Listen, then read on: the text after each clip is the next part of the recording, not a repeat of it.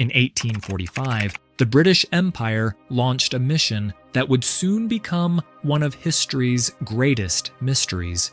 A crew of 129 men set out into the frozen hell of the Arctic, searching for a new sea route.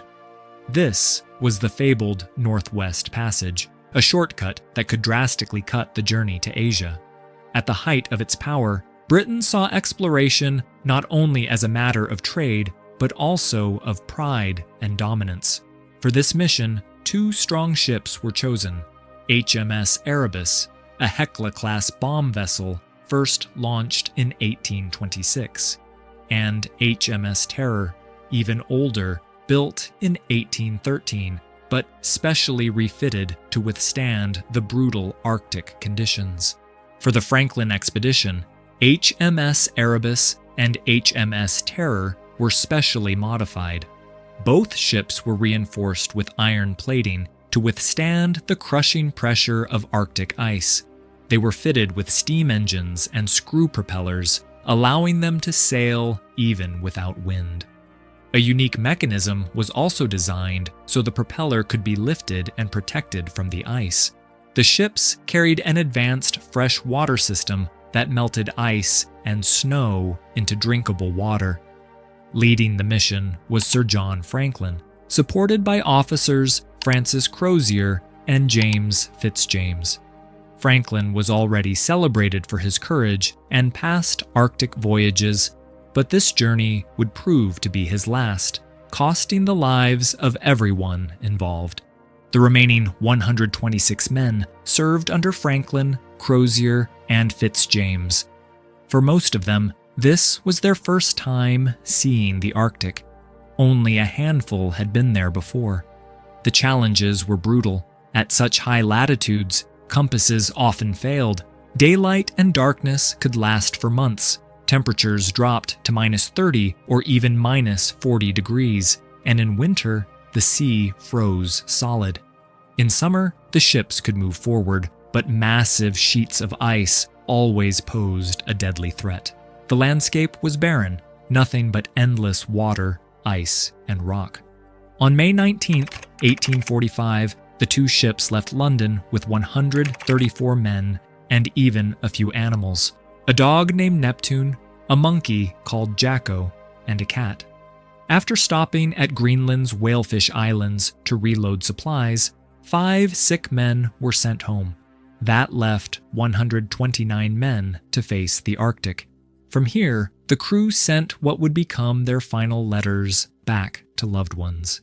Their provisions were impressive: nearly 3 years' worth of food, newly developed tinned rations, over 1,000 books, plenty of wine and spirits, and supplies for sports and clothing.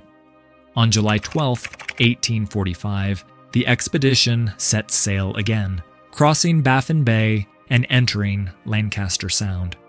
There, 2 whaling ships spotted them. This would be the last time anyone saw the crew alive. After that, the expedition vanished without a trace. For over 150 years, no one knew what had happened. Even today, the full truth remains uncertain. The wrecks of Erebus, discovered in 2014, and Terror, found in 2016, have been located, but the fate of the crew is still a haunting mystery. History remembers it as Franklin's lost expedition. In 2018, the story inspired the series The Terror, blending fact with fiction, yet capturing the true horror of that doomed voyage. We watched this series with great attention and worked hard to explain its story in detail, because it is truly a masterpiece. Some stories touch the heart, and this is one of them. Our purpose is neither clickbait nor chasing views. We would never want to ruin the beauty of such a remarkable creation. Everything we do comes from the heart, so we hope our work resonates with you and that you enjoy it. The story begins by showing this information.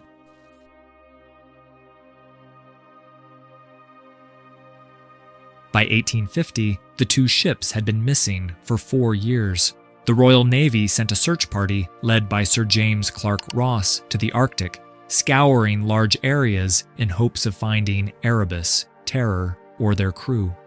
But nothing was discovered. The ships and all 129 men had simply vanished. Investigators then turned to the local Inuit people, hoping for answers. Reports suggested that the Inuit had claimed to see the stranded crew for the last time, sparking new clues in the mystery of Franklin's expedition. In the icy regions of Alaska, Greenland, Canada, and Siberia, the native people are known today as the Inuit, along with local names like Yupik, Inupiaq, and Kalaallit. The term Eskimo was once used, but today it's considered outdated and even offensive.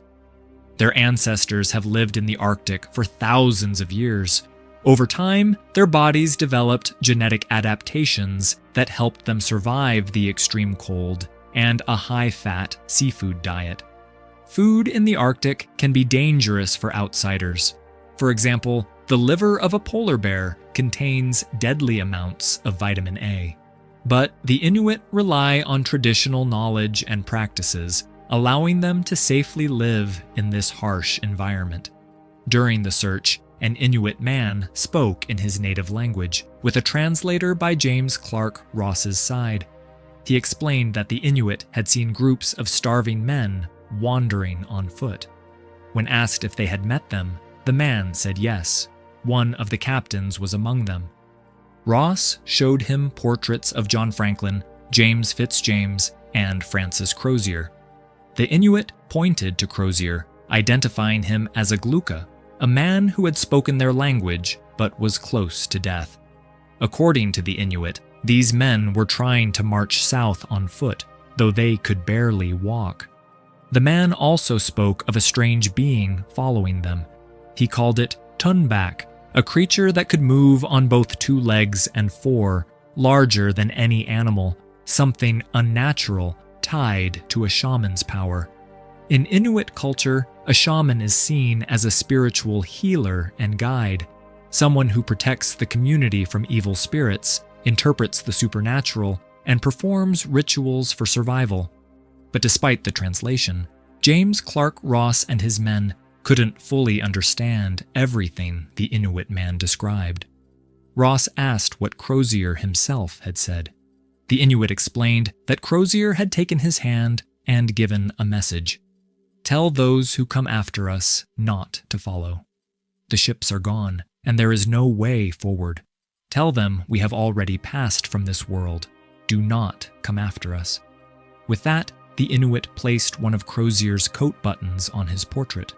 It became yet another haunting piece of the mystery. And this is where the first scene closes, before the story shifts back in time. We return to 1846, 4 years earlier.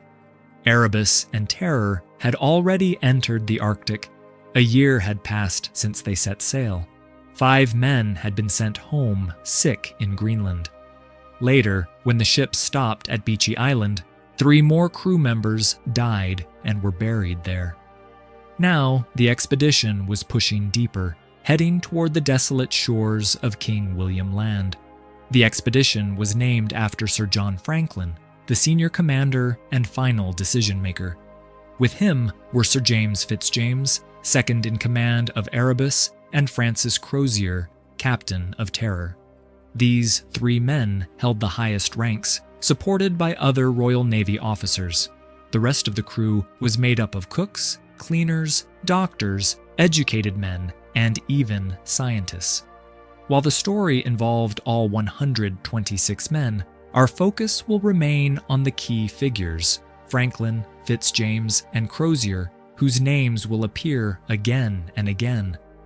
Of the 2 ships, Erebus was larger and led the way, designed to break through ice. Most of the men, including Franklin and Fitzjames, were aboard her. Terror, though smaller, was still strong and commanded by Crosier along with several officers. But as they pressed deeper into the Arctic, they entered the dangerous magnetic north, where compasses often failed. leaving them in a frozen labyrinth of uncertainty.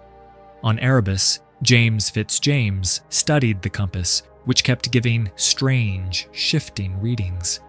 He told his senior, Sir John Franklin, "Sir, we're getting unusual results every day." Franklin calmly replied that the magnetic north often changed, and for now, they were trapped within its circle of influence. In the 18th century, sailors relied on both the compass and the stars for navigation. But near the Arctic and Antarctic poles, the magnetic field disrupted compasses, making it nearly impossible to find direction. The Franklin expedition faced the same problem. In those days, ships often risked losing their way, unlike today, where GPS and satellites make navigation far more precise. As Fitzjames and Franklin discussed this, a signal arrived from Terror, which was sailing some distance behind Erebus. Captain Francis Crosier was requesting an ice report. Franklin dismissed it lightly, saying, "Tell Francis that James and I will meet him at dinner." A message arrived from Terror. Sir John Franklin and James Fitzjames would be joining them for dinner. Francis Crosier told his men to prepare the meal, though it was clear he didn't care much for Fitzjames. James often bragged about his military experiences, and Crosier found his stories tiresome. From the start, it seemed Crosier wasn't entirely happy with this expedition. By evening, Franklin and Fitzjames came aboard Terror. Only the senior officers dined together. This was the Royal Navy, where rank defined respect. Meanwhile, we're introduced to the cabin crew, the lowest-ranked men. Though at the bottom of the hierarchy, some of them would prove vital to the story's outcome. Around a table, 5 of them sat talking. Their conversation turned to a dog on board. One of them, Cornelius Hickey, a servant, joked that the dog had a higher status than they did, since it guarded the deck at night. On the surface, it was humor, but Hickey's words hinted at something deeper, his dislike of hierarchy. In the series, Hickey is shown as a cunning, manipulative opportunist whose role grows more dangerous as the story unfolds. Among the crew was a young man named David Young. At dinner, he seemed fine at first, eating with the others, until suddenly he began vomiting blood. The men around him rushed to help, except for Cornelius Hickey, who stepped back. This moment quietly reflected Hickey's nature, selfish, calculating, and unwilling to risk himself for others. Both Terror and Erebus carried doctors, and Erebus even had a surgeon named Henry Goodsir, who will become an important figure later in the story. For now, David was taken to Dr. Alexander MacDonald, who treated him with something called Dover's powder. It's worth remembering, this was the 19th century. Many common illnesses were untreatable, and diagnosing diseases was often little more than guesswork. At dinner aboard Terror, the senior officers sat together. Fitzjames filled the table with stories of his bravery, but Crosier showed little interest. Neither man particularly liked the other. During the meal, Franklin shared what he had learned from James Reed, the ship's ice master. The ice they were passing wasn't normally seen in summer, which meant winter was approaching. Preparations would soon be necessary. Since no one had ever reached this far before, Franklin suggested naming the spot after Sir James Ross, who had first led expeditions here. Franklin and Fitzjames remained confident. They believed they would reach the Pacific Ocean in just a few weeks, before the worst of winter set in. But Francis Crosier was not so sure. Experienced with these waters, he knew the dangers ahead. When he voiced his doubts, Fitzjames grew angry, accusing Crosier of lacking faith in their success.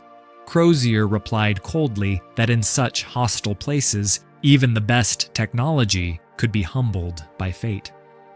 The dinner ended with grim news. Dr. Alexander MacDonald reported that the young sailor treated earlier had improved slightly after medicine. but the diagnosis was fatal. He was suffering from internal bleeding, and his survival was unlikely. Franklin insisted that David Young be examined by Dr. Stanley, who was stationed on Erebus. Crosier suggested sending a boat to bring the doctor to Terror, but Franklin refused. Instead, he declared they would take the sick young man to Erebus themselves. In Franklin's view, a bit of fresh air and treatment there would have him recovered within hours. Both Dr. Alexander MacDonald and Crosier advised against it. Young's condition was critical, and the journey would only worsen it. But Franklin remained stubborn. The crew was already uneasy. During the previous winter near Beechy Island, 3 men had died from mysterious illnesses and been buried there. No one had ever learned what sickness had struck them, and now the same fear spread through the crew. Still, Franklin, Fitzjames, and others placed the weak David Young in a boat and rowed toward Erebus. Meanwhile, aboard Erebus, the engines had been fired up, and Henry Foster Collins, the ship's second master, gave orders to move the vessel forward. It was then that an accident occurred. As Erebus moved forward, the ship was suddenly jolted by a violent impact. One sailor was thrown overboard. The crew rushed to save him, but in the freezing Arctic waters, death came within seconds. Despite Henry Foster Collins's urge to jump in after him, the others held him back. No one could survive long enough to make a rescue. He became the 4th man lost on this voyage, and with David Young's worsening illness, the death toll threatened to rise to 5. On Erebus, Dr. Stanley examined David. The signs of disease were clear across his body. David admitted he had long suffered from headaches, but had kept it secret. He had tried treating himself with lemon syrup, but Henry Goodsir, also present, told him it was useless. Every sailor had strict orders. Any illness must be reported immediately. David, however, confessed that he hadn't wanted to disappoint Sir John Franklin. Dr. Stanley answered bitterly, "Even after burying 3 of your shipmates, you feared disappointing Franklin more than facing death itself." Word reached Sir John Franklin that the ship had struck something. The propeller had been jammed by a large chunk of ice. The vessel was stuck and could not move forward. An officer said they would know more by morning and try to find a solution. Meanwhile, Francis Crosier sat lost in memory. He recalled being invited long ago to a theater where Britain's imperial triumphs were celebrated and Royal Navy officers were praised. That past felt useless now. Everything that mattered would be decided here in the ice, far from help. They had entered a place no one had ever truly conquered. On Erebus, Dr. Henry Goodsir sat beside the sick David Young. David was terrified. He begged the doctor, "If I die, don't perform any operation on my body. Just bury me as I am." Goodsir, a compassionate man, answered honestly, "If Sir John orders an examination, they may have to do it. Sometimes examining the dead was the only way to learn what killed them, and that knowledge might save others. They had already performed such examinations on earlier graves." Goodsir gently explained to David that performing an autopsy might reveal what illness he had, knowledge that could save the rest of the crew. Hearing this, David finally agreed. "If it's for them, you can do it." To comfort him, Goodsir spoke softly. "When people are near death," he said, "they sometimes speak of strange things, as if someone is calling them." David confessed that he was an orphan. He had never known his parents. Goodsir smiled sadly and told him, "Then maybe the angels are calling you, singing sweet songs." David's breathing grew weaker. "Are you saying I'm going to God?" he asked. Goodsir replied, "First, you'll see a path. Just call out and ask where it leads." David closed his eyes, frightened, saying he wanted to stay here in this world. Goodsir reassured him. He had seen many people leave this life, and there was peace on the other side. David then showed him a ring on his finger. "When I die," he said, "please give this to my sister. I've tried to take it off, but it won't come loose." He added one last request. "And don't tell Sir John I was afraid of dying." Good Sir quietly promised he would honor that wish. In the middle of the night, something strange happened to David Young. He claimed he saw a figure, an Inuit man wearing a strange mask, staring at him. Terrified, David began screaming that the man was telling him to run. Moments later, David died, and his fear was so intense that he lost control in his final moments. Dr. Goodsir was deeply shaken by what he had witnessed. When he told Dr. Stanley, Stanley dismissed it as nothing more than a hallucination before death. He assured Goodsir that the autopsy would be performed the next day and urged him to get some rest. Meanwhile, on Terror, Crosier received troubling news. The ice was closing in, blocking their path. When he went to see for himself, he found massive sheets of ice drifting down from the north. These weren't summer ice floes that naturally broke apart. They were heavy and unrelenting. Crosier warned his companion, Thomas Blanky, that if Franklin failed to call a meeting the next day, he would call one himself. Erebus remained stuck with its damaged propeller, and the crew stayed awake in the brutal cold. That night, the Arctic's true danger had begun to show itself. The next day, on Erebus, the damaged propeller had to be repaired. Mr. Collins was chosen to dive beneath the ship, a dangerous task. In those days, heavy diving suits were rare and risky. Nervous, Collins listened as Franklin encouraged him. "You are going where no man has gone before. Remember, God is everywhere." Collins was lowered into the freezing water with ropes. Beforehand, he told his men the signals. 1 tug meant pull me up, 2 meant the suit was filling with water. Bring me up immediately. Underwater, he managed to clear the ice, but fear gripped him. When he turned, he saw what looked like the corpse of the sailor who had drowned the day before, drifting toward him. Terrified, he yanked the rope again and again until the crew pulled him up. Shaking from the cold, Collins reported that the propeller was clear, but one blade was bent. He kept silent about the body, thinking no one would believe him. Franklin congratulated him, even jokingly asking how it felt underwater. Collins only replied, "Like a dream," though his face revealed it was more of a nightmare. Meanwhile, below deck, Dr. Goodsir and Dr. Stanley performed an autopsy on David Young. They removed and studied each organ, but found no clear cause of death. Goodsir noted that there were no signs of scurvy, the disease most feared among sailors. The mystery deepened. Later, David's body was respectfully sewn back into its shroud. On Erebus, the officers gathered for a meeting to discuss the ship's damage. The broken propeller had slowed their speed, and progress was becoming difficult. Sir John Franklin, however, remained optimistic. "We are close to our goal," he insisted. "We must not stop now." Francis Crosier strongly disagreed. He warned that ahead of them lay not just drifting ice, but solid, frozen seas.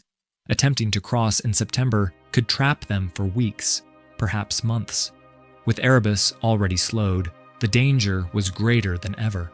At this point, the choice fell to Franklin. They were near King William Land. Crosier advised sailing east around it. The route would be longer, but safer. If winter caught them, rescue would still be possible. Franklin, however, wanted the shorter path westward.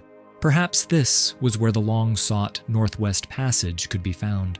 If they succeeded, they might even reach the Pacific before winter. It sounded bold, but the truth was far harsher. The maps were incomplete, the ice was unpredictable, and once winter came, the sea froze solid. Ships could be locked in place for the entire season, and if the summer thaw came late, the massive ice floes could drift south, dragging the ships with them into unknown waters. Francis Crosier's advice was the wiser course, but no one wanted to listen, least of all Franklin. The officers were blinded by the thought of success, placing too much faith in their ships. Crosier had suggested something radical: abandon Erebus and, with the help of terror, turn east. They might circle around King William Land, and if no passage was found, they could at least spend the winter safely at a harbor and set out again in spring. It would mean hardship, boredom, and delay, but they would survive.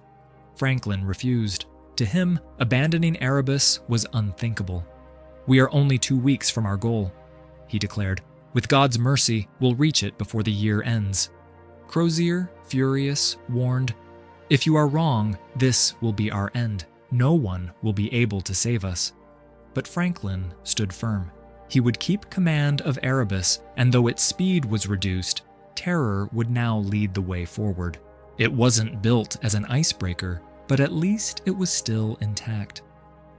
The truth was that Franklin couldn't bear the thought of failure.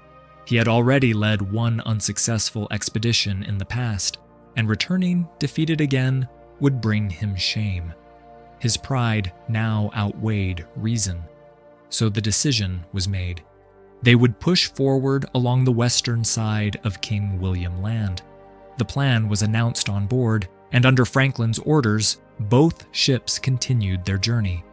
Before leaving, however, David Young was buried on a nearby ridge. As his coffin was lowered, it suddenly came open. None of the men wanted to climb down and fix it, except Cornelius Hickey. He volunteered, insisting he was doing it out of respect for David's father's memory. But this moment is worth remembering. Later, it becomes clear that when hardships strike, Hickey's so-called kindness hides something darker.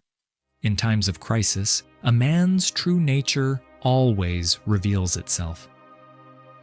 6 days later, events unfolded exactly as Francis Crosier had predicted. Both ships became trapped in solid, frozen seas. Winter had arrived. Franklin now realized his mistake. It was the worst decision of his life, one that would cost them all dearly. But it was too late. The men had no choice but to wait for the next summer thaw. Tragically, history records that between 1845 and 1850, the Arctic endured some of its harshest winters on record. The thaw never truly came. The ice held fast, season after season. And this brings us to the end of the first part of the story.